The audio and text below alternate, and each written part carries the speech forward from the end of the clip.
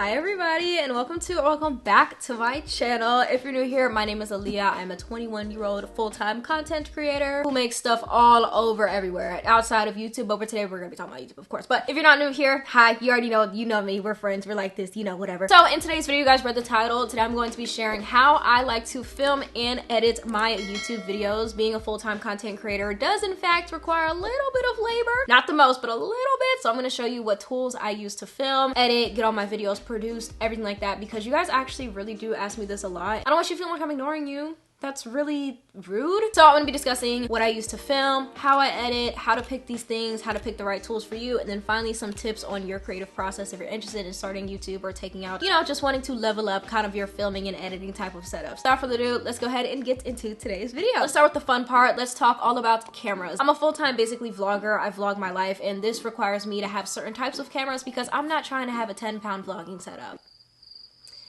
No, I'm not trying to do that. I'm actually filming on my vlogging camera right now. It is the Canon EOS R50. I recently made the switch from the Canon M6 Mark II just because it wasn't the right fit for me anymore, and the Canon actually sent me this because I worked with them for this camera actually. This isn't sponsored, but I've been using this for some months now, and I could definitely say it's become my everyday vlog camera. I love this camera because it's so lightweight. It's the new Canon RF lens lines, which are a little bit more pricey, but you can definitely see the difference in quality. Good for sit-down videos, it's good for vlogging, and it films up to 4K in 29.97 frames per second. You can also go down to regular 1080p, but we're trying to up that quality. Some of my favorite features about the Canon EOS R50 is that it has a flip out lens that comes to the side. You have an external mic, it's up to 4K, it has interchangeable lenses. You're able to use this for both photography and videography. You guys know I've been getting back into photography full time, so I really love using this when I'm on the go and want a smaller camera to shoot with. So I also have a few other cameras that I really like to use, or cameras that I just really like, so let's move on to the next one. When it comes to a more personal experience, I really like to use, this is dirty. Ooh. When it comes to a more personal experience or me wanting to show my point of view, I really like to use the Canon PowerShot V10. This is a baby camera. Do you see how tiny this is? Not that much bigger than your typical GoPro, which I still obviously use, but we'll talk about that in a second. I love this camera. When I vlog with this camera, I want to show the world what I see. So whenever I vlog with this one, it's more like through Aaliyah's eyes what I'm looking at, but when I vlog with my EOS R50, it's more of like you looking into my world, if that makes sense. So if you ever want to know the thought process of like which camera I'm gonna use, that's what I did.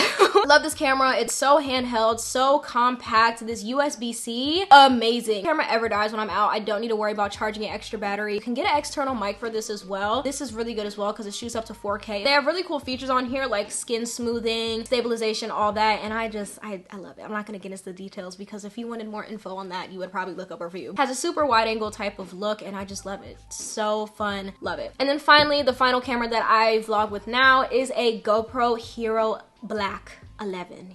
GoPro Hero 11 in black. There's a fruit fly. Did I pour bleach down the drain? I don't think I did. Damn. The final camera that I vlog with nowadays is the GoPro Hero 11 in black. A GoPro is a GoPro. You know what a GoPro is for. It's used for wide angle shots. It's used for action, water, all of it. This is my one and only waterproof camera. This was a pretty penny for what it is. So if you're looking at getting a GoPro, I'm pretty sure you don't really have to get the newest and bluest type of GoPro. You could definitely go every other model if you're interested in getting them. But I personally love this camera. It's so tiny, so compact. I don't have any accessories for my GoPro, which is kind of crazy considering the things that I've done with it. I've literally went jet skiing and held it with just my hand. Winning that I don't give a fuck for. Yeah, there's really not much to say about the GoPro. This one is chargeable by wire, or you can charge the battery. And yeah, I really love this. It's amazing. Moving on to more accessories to filming. Since my camera has an interchangeable lens option, I use the Canon 16mm with a f2.8. Like, it's so small. It's pretty cost effective for what it is, and the picture quality, like, come on. You can't really beat it. Love the focal point that it has, because if you didn't know, the focal point basically is what creates that really blurry background. So if I put my hand in front of the camera, look how quick the autofocus is, for one, and for two, look at the focal point and how detailed and how blurry it is. If you're ever looking for a more blurry type of background for your videos, definitely pay attention to that focal point or that F number. The lower it goes, the more blur you can get in the back. So then I also have a lens hood on this lens, just because the lens hood kind of plays as a way to shield out extra light, and considering I vlog, you notice I get the most annoyed when I vlog when it's sunny because the light rays, they just look a mess. I wanted to get rid of them with the lens hood. When it comes to audio, I have an external mic on my Canon EOS R50, and that is the I use the Rode Video Micro 2. I recently got this one and upgraded, and so far I absolutely love it. You can notice such a difference with audio. I'm gonna insert a clip of with speaking with no microphone. Definitely could tell the difference. And then you clearly hear me speaking with a microphone. It makes the biggest difference, and YouTube really prioritizes how audio sounds nowadays, so having a good mic definitely matters. Also, occasionally when I'm more like in an out and about, more loud area, I really do love the Rode Wireless Go 2 Bluetooth microphones. I don't have them on me right now, but if you guys have seen my hygiene shopping video, if you guys are interested in that type of thing, that is the content I usually post. In that video, I use those to make, you know, just kind of walking around more easy, because I feel like when you're vlogging in public sometimes, it's easy to get lost if it's super loud, but those are really concentrated. Bluetooth, you can move around. Before we continue, I'm gonna talk about how I picked out my camera. And once again, I know Canon sent this to me, but I did in fact blow a pretty penny on my previous vlog camera, and I have had my fair shares of Canon G7Xs. This was my old vlog camera. It's pretty durable. It just doesn't do what I need it to do anymore. How I picked this camera and how I made this my go-to camera, I really liked how light this was. You would think because this is a bigger mirrorless camera, I would compare it to the M50. I used to have the M50, but I actually traded that camera for the lens I have now to get money off of it. I love the M50. I had it for years, but this is the upgraded version of the M50. I really love this price. Like, I really do love this price. People always ask me, what are your recommendations for a beginner camera for photography, videography? I'm always going to recommend the EOS R50 because it's just so versatile and you can do so much with such a little system. Like, it's kind of scary. Canon, you did your big one, not gonna lie. So easy to have a universal camera that's good for videography and photography. If you're interested in one or the other, I still recommend it no matter what. Even the flexibility between skill levels and just what you are able to do and learn with the camera is crazy. Like, this camera can take you down the road for like a couple years. It's definitely an amazing, versatile camera. How to pick a camera that works for you. The first thing is camera capabilities. I feel like you definitely need to understand what you want to do and start your research from there. And I definitely feel like a big part, depending on your skill set, camera equipment is such a investment because it's not cheap, let me tell you. You need to be able to pick and choose like what you want to be able to do with the camera. You want to vlog now, but maybe you want to potentially get into filmmaking. So maybe you want a camera that's more made for beginner to advanced filmmaking, or maybe you just want to vlog. So you really don't care about all these extra features. You want a good blurry background, something that's under $1,000. There's definitely options for you. Moving on to user friendliness, I feel like this is definitely a big role. I personally love Canon products. Once again, this is not sponsored, but I personally love Canon products simply because of their user friendliness, because they make all their cameras with the idea that anybody of any skill level and skill set is going to pick up their camera and start their creative journey. Sorry about the lines. Do you want me to fix them? I'm gonna give me 2 seconds.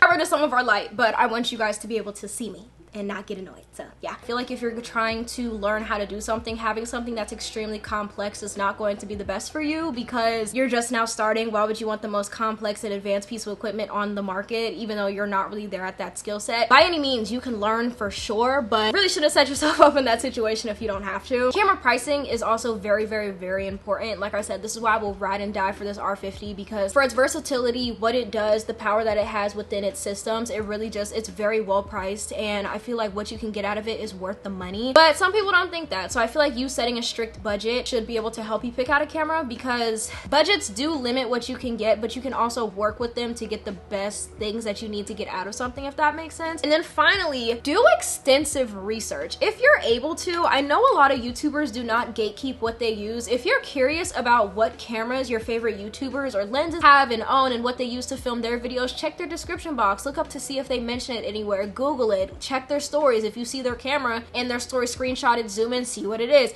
It's kind of stalkerish, but you know, to each their own. And then finally, I want to give you a little pro tip. You don't always have to buy cameras brand new. I know. Who would have thought we don't have to buy tech brand new? It's so fun to get brand new stuff, but when you're trying to invest in something, you definitely do not have to buy things brand new every time. If anything, if you're interested in a camera, I would recommend renting it from somewhere. If you live here in Charlotte, I love Big's Camera, located in Midtown. Or just look up your local camera store, see if you can do rentals for a week, for a day, and then you can also do this with new lenses. I've been doing that as well. So definitely give it a try before you really decide to like invest. If you want to go buy brand new, go ahead, but if you can't, definitely try going used as well. So eBay, Amazon, camera shops, or just even old family members. You never know what people have in their closet or attic. I'm so serious. Moving on to accessories, let's talk about computer tech. I cannot make any videos without more tech than cameras, because between storage and where the videos go, it's a whole thing. So I'm gonna start with the basics, which is my hard drive. Everything that you see on my YouTube channel comes through here first. This is the Samsung SSD T7 Shield 4TB hard drive. Yes, I have a 4TB hard drive, and why is it almost full? It's crazy how much footage takes up. But I actually got this on Amazon Prime Day for half its price. This is very expensive at normal and regular retail price. I would understand if you're like, girl, I'm not paying for that shit. Like, I'm not paying for that. I used to have the 1TB or 2TB, I think, and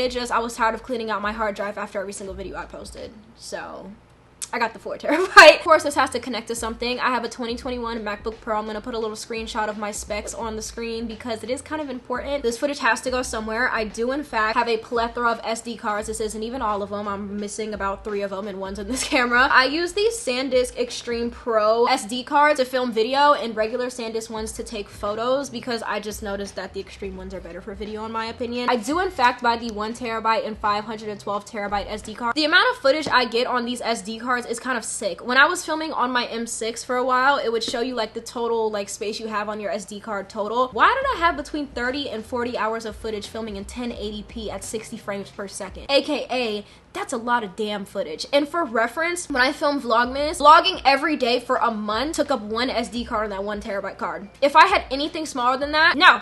And considering I do vlogging full time, I need all the space I can get, especially never know what's gonna happen between uploads. I tend to pre-record and film a lot, so I need to always have my footage at hand, and me going through 128GB SD cards isn't really just like for me. Also, you guys probably noticed I keep my SD cards in this little case. I have so many SD cards. This is usually full and I still need another one. I just use this little SD card case to keep track of them, to keep them on me, because you just never know what footage is where. I'm really bad at that, so I just keep all my SD cards with me at all times. And then finally, y'all know I'm the queen of voiceovers. If you follow me on TikTok, you definitely know that. Let me take this cord out, that's so ugly. I use the Blue Yeti microphone. I've had this thing literally forever. I don't know what made me get this, but I'm glad I did. This is a really good bang for your buck microphone. I honestly think it's very, very, very well priced, but to each their own. I think it's good. It's just a mic. This is what I record with my voiceovers instead of trying to put like my wire headphones over my phone so it's not too like echoey. Yeah, we were in the trenches at a point, girl. We're gonna take a little bit of a commercial break, stretch your legs, do what you need to do, and we will be back very shortly. While we're on a commercial break, I'm gonna tell you how to make more aesthetic YouTube videos. I feel like the biggest thing when it comes to aesthetic videos has to deal with audio. I feel like audio can make or break a YouTube video or just any video in general. It really sets the tone on how you're supposed to feel, and this is all intentional when it comes to audio on my personal YouTube videos. If I want slower music, I want it to feel a little bit slow, a little bit more mellow, but if I'm telling a story, it might be a little bit more quirky and just kind of feeling, so you kind of know like the moods are changing, you know, throughout the video, so not everything is stagnant. If you want more aesthetic music, add aesthetic and lo-fi music and editing on the beat. So if you hear a bass or a beat, definitely cut your clips on that because it feels natural and it progresses as the music goes on, so the viewer doesn't feel like they're being taken out of the video. If you're simply filming in a place that's like not the most like fun to look at, do some small things to make it feel a little bit more aesthetic. Like if I thought about this a little bit more ahead of time, I would have lit a candle and put it on my bookshelf. And if I thought with my brain, I would have picked it up off the floor, and maybe I would have placed a plant in here so when I film and sit down, there's some greenery. If you're able to clean up before filming, you know what's going to be shown. Definitely take some pride in that. And my final tip for you is try from different angles. What I really notice what makes videos super aesthetically pleasing and interesting to watch is changing angles as you go throughout a certain action. So for example, if I'm vlogging, I'm walking through the door, I could have the camera walking in, open the door, and then I'm like, okay, that's a cut. So then I'm gonna put my camera here on my entertainment stand and set it up so as I'm walking through the door, it's just me opening the door and then walking over to sit down, and then maybe my camera's officially on my desk to showcase me sitting down. I feel like that's the best way to keep people intrigued and aesthetically pleasing because it's not too boring looking at the same thing all the time. So that being said, thank you for coming to my crash course on how to make aesthetic videos, and let's get back into it. And we are back. Did you guys enjoy the commercials? Did you enjoy the commercials? I hope you did, because I know I did. Moving on, let's discuss editing. This has become my favorite part of the entire content creation process just because I think it's super fun, and just that's where your personality and who you are as a person creatively kind of shines through. You can show it through filming, but I think editing is more interesting. So you can also correct a lot in editing, but I digress. anyways, let's talk about my editing tools. A lot of you ask me all the time, girl, what do you edit with? What do you edit with? What do you edit with? I edit with Final Cut Pro X on my MacBook Pro. I've been using Final Cut Pro since 2017, so I am on my 6-year anniversary. Or 6-year, yeah, anniversary that just passed this August of using Final Cut. I was an iMovie girl beforehand, but it just wasn't cutting it for me anymore. Now, Final Cut Pro is not cheap. There probably are ways that you can get it for free, but you didn't hear it from me. But I paid my due deals to have my application and software, so do with that information as you will. When it comes to editing my videos as well, I also use my 3rd generation iPad Air with my 2nd gen Apple Pencil. Now you guys are probably thinking, girl, what do you edit on your iPad? You edit your videos on your iPad? No, I don't. I actually edit all my videos on my computer, but I do use Procreate to make graphics on my video, which is the next kind of subsection. Let's talk about graphics and visuals. Okay, videos are so boring with no edits. You guys, if you saw how boring this was without any edits or music or visuals, you'd be like, this is really naked and boring. What the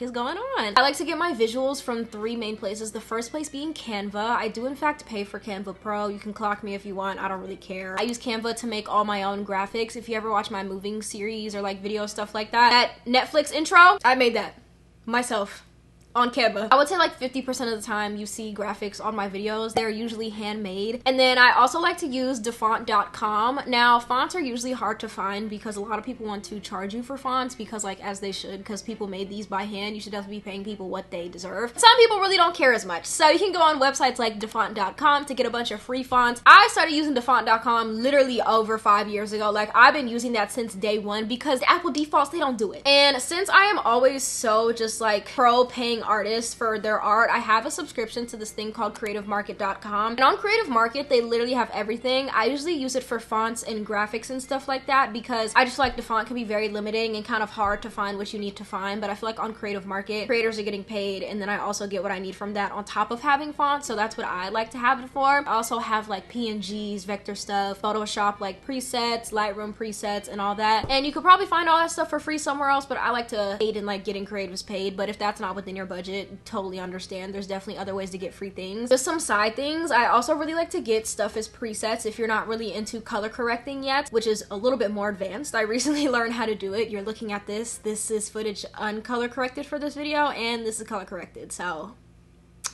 you see why we're getting into it and why I had to learn. I also like to go on Etsy to get things such as presets, whether it be for videos or photos, and sometimes they even have graphics on Etsy. You just have to know what you're looking for. Definitely different ways to source different graphics, but those are just like kind of my big 3. So let's discuss my editing process. I'm not gonna sit here and teach you how to use Final Cut Pro. I'm not a tech channel full time. I'm just gonna walk you through my type of editing process, talk about how long it takes to edit a video because Lord, I think people take this part for granted. So the first step of my editing process is always to import and rough cut my footage. Now this is not my favorite. Rough cutting is in fact the longest portion of editing because it probably takes at least 3 to 6 hours depending on what type of video I am editing. If it's a vlog, it's obviously going to take longer. So I obviously am looking at more footage of things that can be either time-lapse or it's just me talking, Step 2, let's get into final cutting, effects, music, graphics. So this is the part of the video where I will go through and kind of polish it because I feel like I do such a good job of rough cutting. I can do a final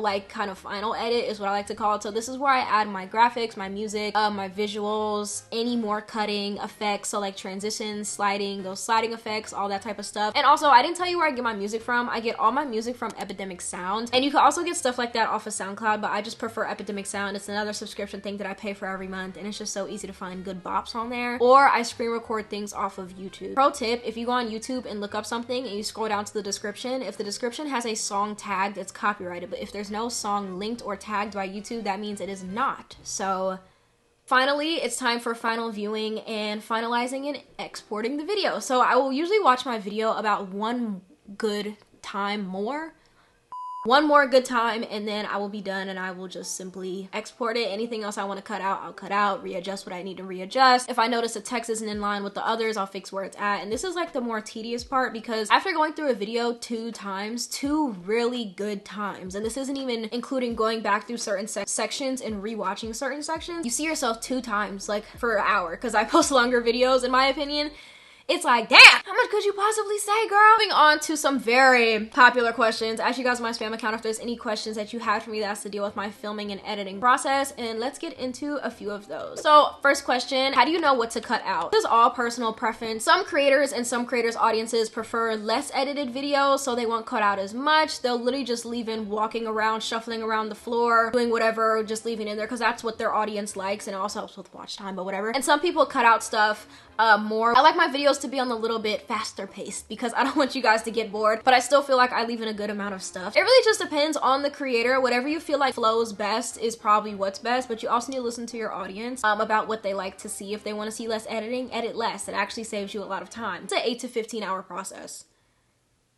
If they're asking you to edit less, edit less. Another question y'all had for me was, how have you improved over the years? Honestly, I'm not gonna sit up here and lie. One thing about me, I'm gonna look up a tutorial. If I see something a creator that I like is doing in the video, I'm either going to try to use my prior knowledge to learn a new technique or skill or effect, or I'm just gonna look up a YouTube tutorial on how to do so. I feel like editing is one of those things that you never truly master it because there's so many techniques and styles and ways to do it and ways to organize it. It's just never ending. I feel like you can be really good at it, but you're never gonna know everything. So over the past couple years, as you can see, if you've been a watcher for me for a really long time, or if you want to go back and watch my old videos, my editing style has changed a lot. Least favorite part of the editing process, for sure, rough cutting. I hate rough cutting. Never know how much you talk until it's time to throw a camera in your face, and it's like, why am I talking for 6 hours straight?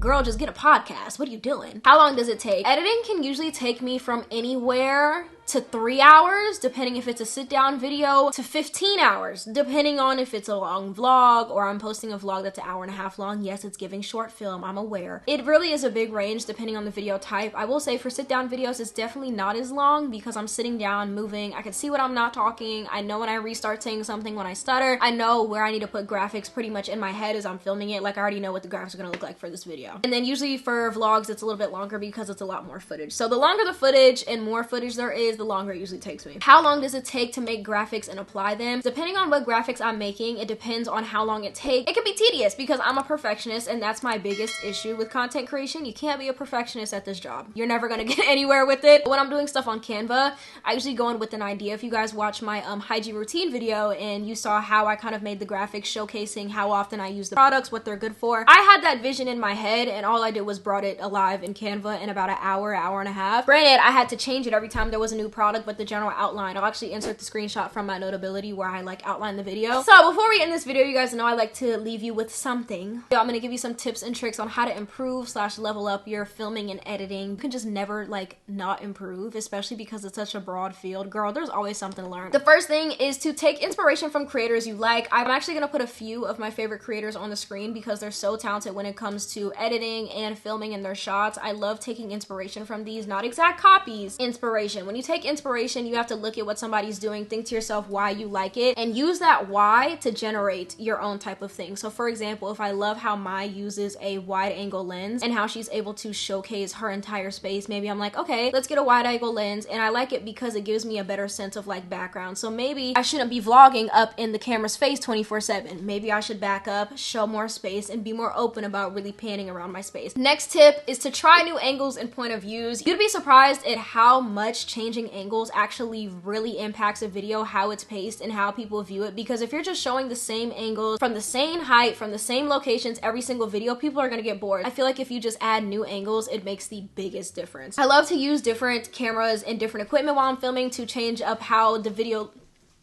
Hi! You came to say hi. I personally love to use different cameras while I film because I feel like it just gives the video a new type of look so people don't get too bored with the same like flat type of thing. So that's what I personally like to do. And then finally, I kind of already touched on this, but you need to think that you are never going to master the skill. You can be really good at editing and you can feel untouchable, but once again, there are things that you can always keep learning. If you think you've mastered it, figure out a new way to organize your editing. Did you even know people organize their editing? I feel like when people start to think that they mastered the art of filming and editing, they just don't go out much or kind of rewatch their own stuff, because when you rewatch your own stuff, it gives you the opportunity to see, hey, I did get kind of bored of myself here. What could I have done differently? How could I have held the camera in a better way? Maybe if I switched this angle while I was talking, it would be better. Can I make my audio better? Can I watch another video, see how they edited something? Ooh, I really like that paper crumble transition aaliyah did in that one video. Let me watch a tutorial on how to do it. Stuff like that. Never think that you're too good to continue learning about this, because this is such a deep like thing. Like, you'd be surprised how like intricate this like craft is, and I hope I was able to help you today. That being said, I hope you guys enjoyed today's video. If you guys have any further questions for me on what I use, how I do things, just let me know. You can catch me over on Instagram and TikTok. Also subscribe if you're new, give me a like, and I will see you guys on a different corner on the internet. Bye guys. I hope you have a good rest of your day.